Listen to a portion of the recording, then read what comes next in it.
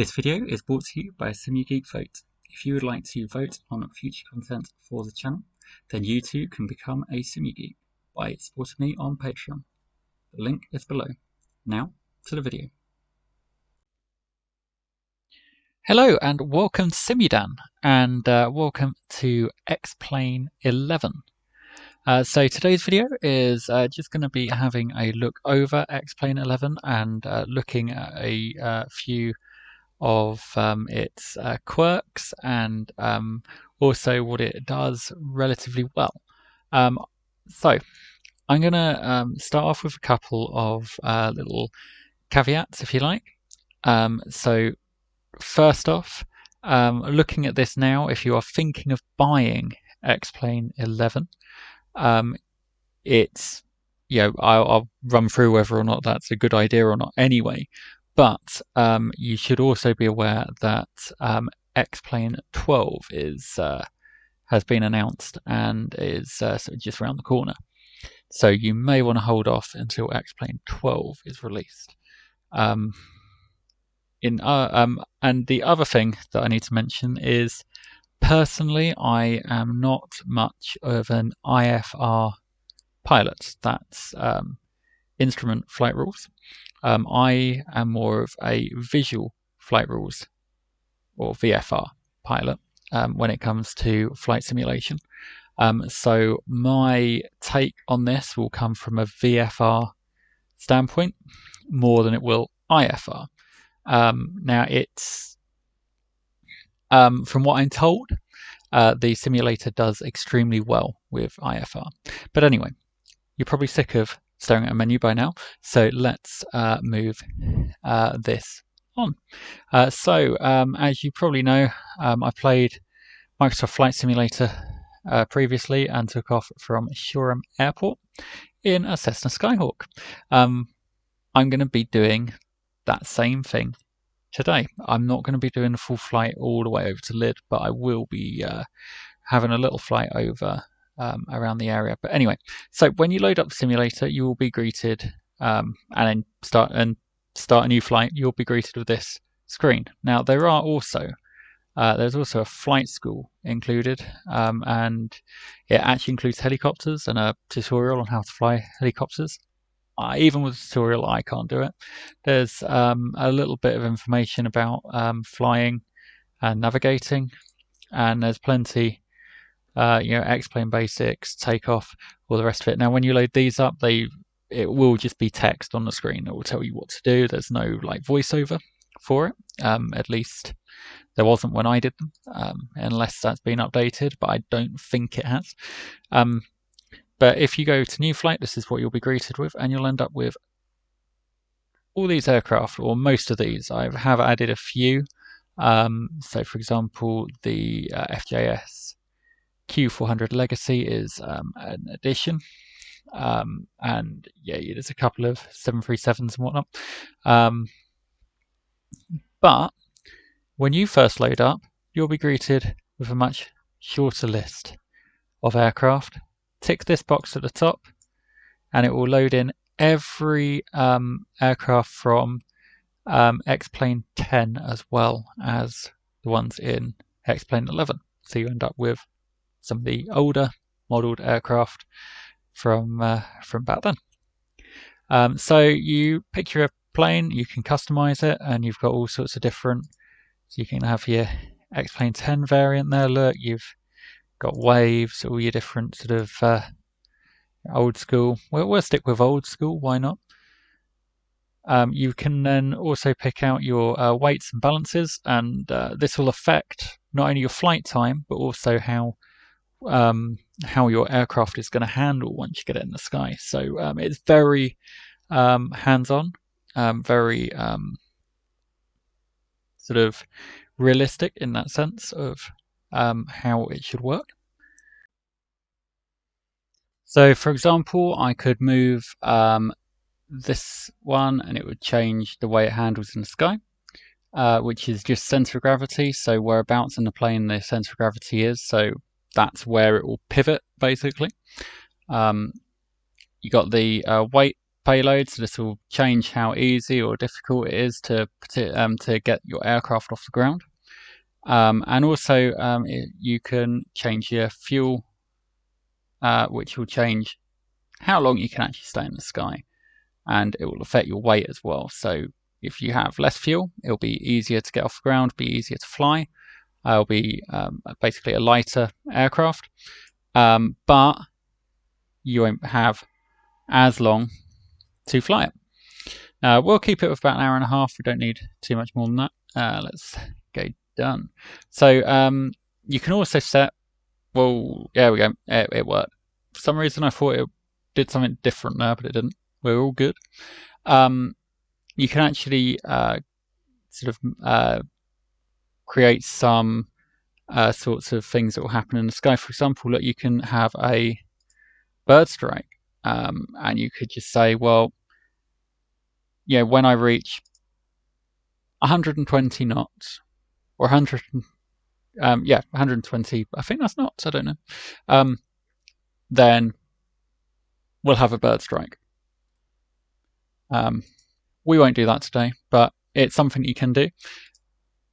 A bit like Microsoft Flight Simulator, I think that has something similar, but anyway, so then you can type in here, I want to fly out of Shoreham, because it's an airport I'm familiar with. And then it's easily missed, but a button up here for customize. And you can decide whereabouts it is you want to, and you can zoom in and out, and you've got a map of the airport here. You can decide, well, let's go from, oh look, there's Sussex Police helicopter pad there, and sort of helipad over there as well, grass parking. We could start off at the grass parking, I guess. Let's do that. You can also change and go, well, I want to start from a runway actually, but we won't today. We'll start with the grass parking and work our way out from there. And that's that. You've also got weather. So this will allow you to create new cloud layers, wind layers, and you can sort of add that and go, well, I want that. You can change sort of how high they are in the ground, from the ground even, and you can change sort of, okay, well, let's have overcast. So look, we can change this one to different types.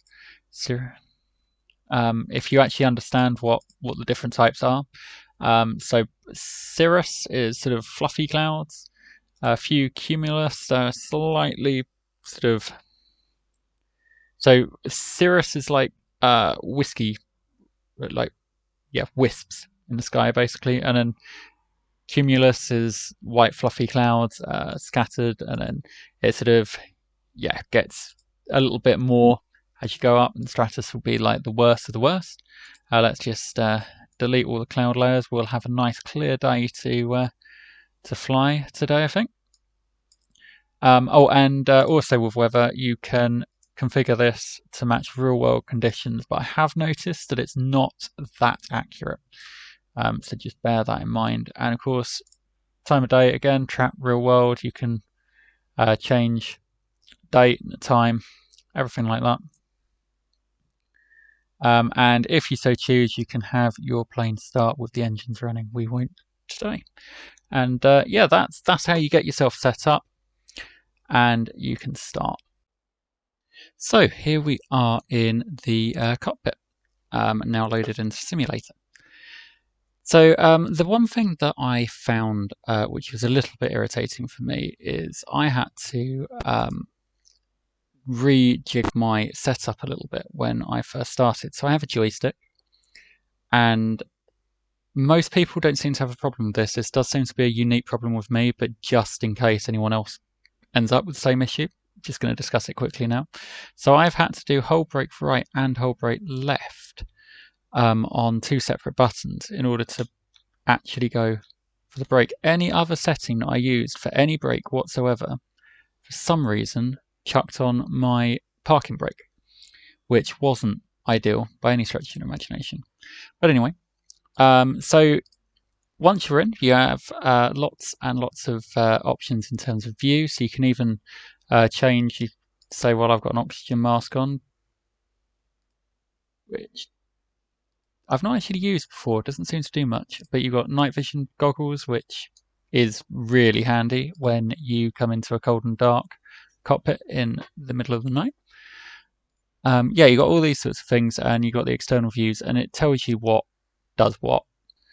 So, for example, we could go chase, there you go, and you got your chase camera that just follows your plane around. And yeah, that's obviously, you know, if you're into taking nice little screenshots and things like that, that's quite handy.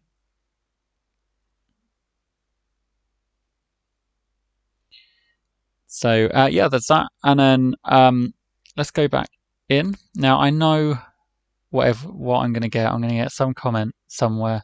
In fact, I can just hit the W key and it will take me straight in.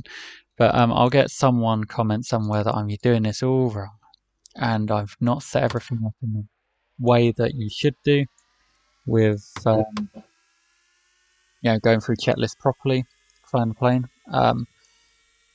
Quite honestly, not too fussed, if I'm completely honest. But you know, it's just me.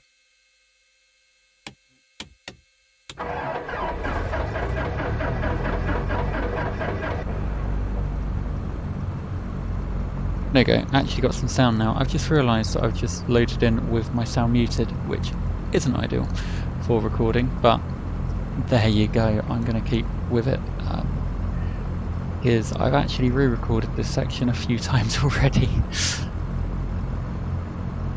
Right, so I might as well get everything going. Okay, so the simulator does have a air traffic control. It's not very good, and you kind of have to write up a. So I'm just going to go EGKA to EGKA, altitude of 1,500 feet, no airline. Well, let's rename this, so Golf Sierra Mike Uniform. There we go.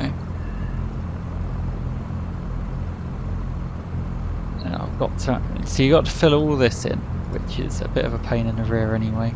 Can't actually remember what I'm flying. Am I flying a 172 or 152? I think it's 172. So there you go. I can then do that, request the altimeter. Skyhawk, Sierra, Mike, Uniform, short, altimeter 2988. 2988. So then I can come in here and I can set that to 2988. There we go.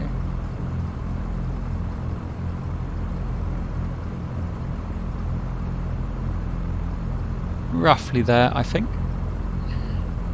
Oh, hang on, 29. No, that's not. Ooh.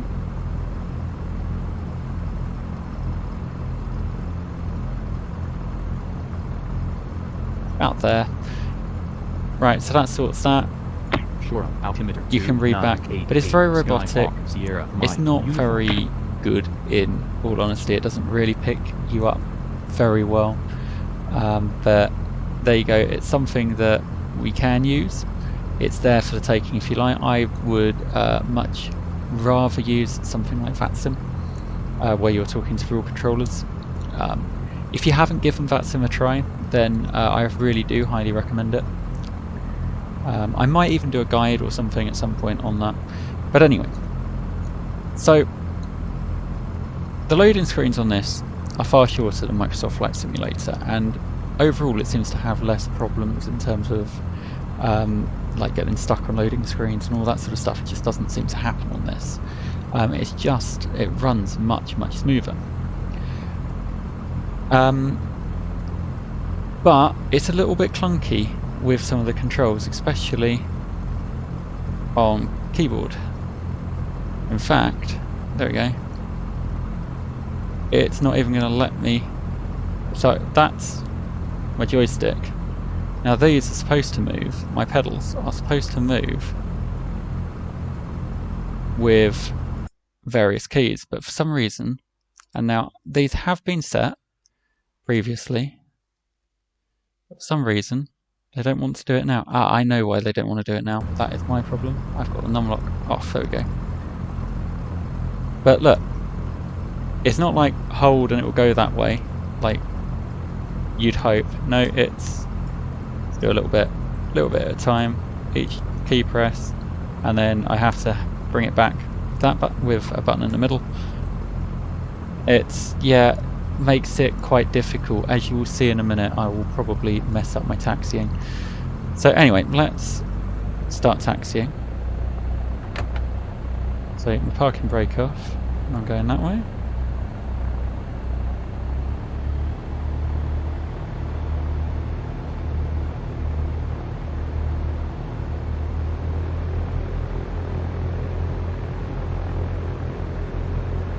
So yeah, overall, actually the simulator is quite impressive, but it has its quirks and its niggles which I dislike.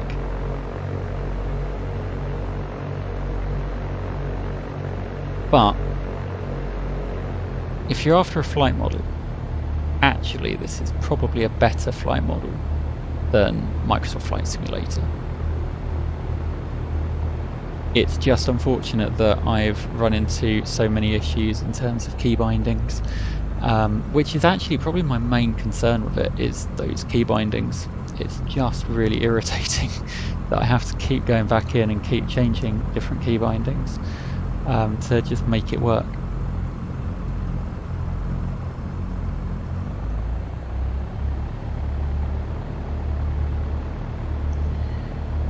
But in fact, there's a grass runway here. Let's just go for this one and get up in the sky a little bit quicker. Where is the windsock? The windsock's over there, roughly right direction for the wind, so let's do that. And the wind does make a difference. It makes quite a big difference actually, in terms of, in fact that's a bit of a crosswind, but we'll go with it.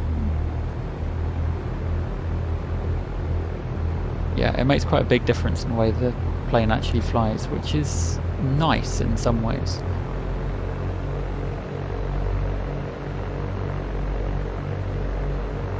So you see, now I'm having to try and keep it straight on the runway, and that's not easy when you're just toggling it backwards and forwards. Well, probably could have done with some flap, but never mind, we'll get there before the end of the runway, I'm sure. Just about.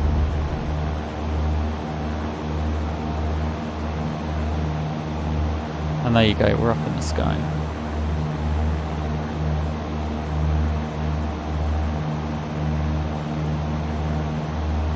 So then, you may have seen my video previously going out of Shoreham, and I flew across the lid, and I showed you what was good and what was not so good about the area and how well Microsoft Flight Simulator actually created and rendered the scenery. I'm not going to be quite so tuneful in terms of X-Plane. And here's why.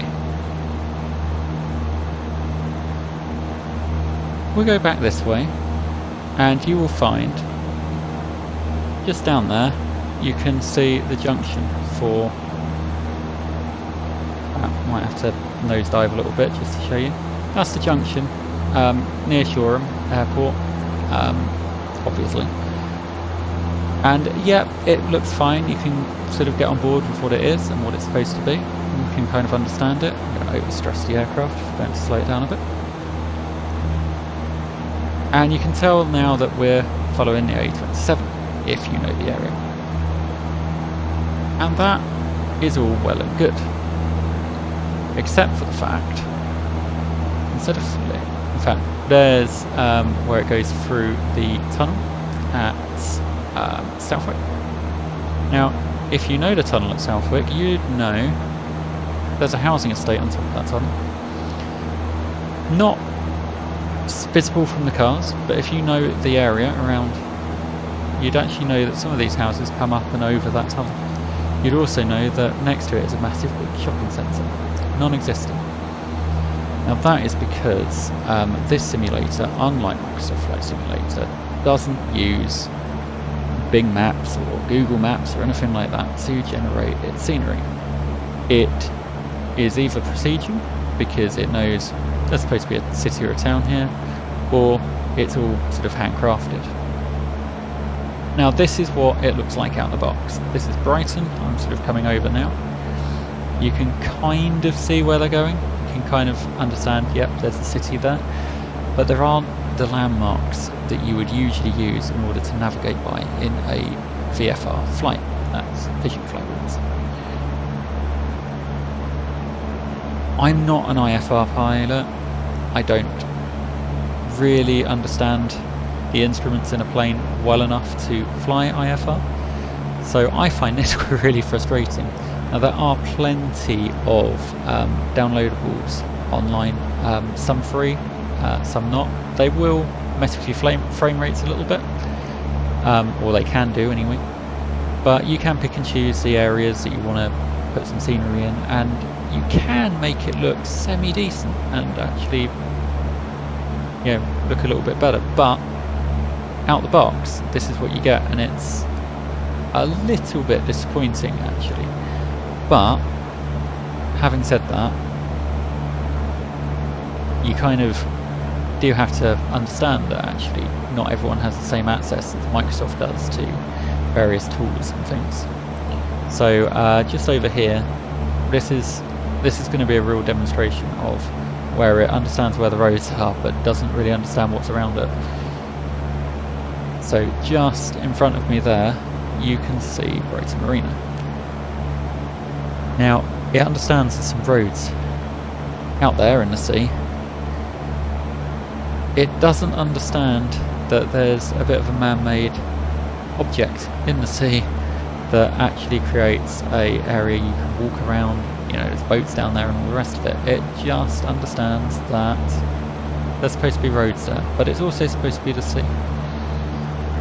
And as a result, you get this sort of weird, like, road going to nowhere. But that's just me. This is just one of the things that, you know, I have to be critical if I'm going to sort of summarise. But actually, overall, it's not doing a bad job. The scenery is bearable. The scenery is actually, you know, it's pretty to look at in a certain context, and it can be even prettier if you download various various packs from online. So a lot of them are free, some of them aren't. There's lots of payware and freeware aircraft you can download as well. It's a highly customizable simulator, and actually isn't too difficult to do that either. It makes it fairly easy to customize, and I think that's one of the huge advantages to this simulator, is that it is that customizable. Now Microsoft Flight Simulator is getting there, but this has been out a little bit longer and is already there. It already has all the bits and pieces that you can find to customize. Now you can see here, I don't know if you noticed that, but I'm sort of flying a little sideways at the moment. That's because I've just been caught by a little bit of wind, and it's actually pushing me sideways, which is brilliant in terms of what it actually does. I can't recall ever having that sort of effect in Microsoft Flight Simulator. Maybe I'm wrong, but I can't recall ever sort of ending up flying sideways because of wind. But there you have it. So now one more thing I want to show you is the damage system in X-Plane. In that, if I dive to the ground and crash into these people's back gardens, it doesn't just greet me with a black screen. I think it's Shift 8 for the outside view. Actually greets me with flames, a damaged aircraft. It's not very easy to actually have a look at, if I'm honest. But right, let's circle. You can see that actually there's pieces of wing and all sorts everywhere. Now, I flew a dual engine aircraft, propellers on each wing, and managed to catch one of those propellers as I was landing. And what actually happened was that propeller and that engine gave up completely. The other one carried on going, and I was able to then struggle it down the runway and actually, well, eventually come off the end of the runway and crash, if I'm honest. But I was able to navigate around and actually bring the aircraft to a stop, and was able to sort of still struggle on with it, which I don't think Microsoft Flight Simulator would do. I have a feeling unless you've called on it to fail something, it will just keep you moving along, pushing along the runway or wherever you are, and then suddenly you hit that engine and black screen of death. That's it. Do you want to restart your flight? This doesn't do that. This actually simulates damage in a nice way that actually feels a little bit, I mean, with this feels final, but you can cause damage to your aircraft and then you have to deal with that as a pilot, which I really like.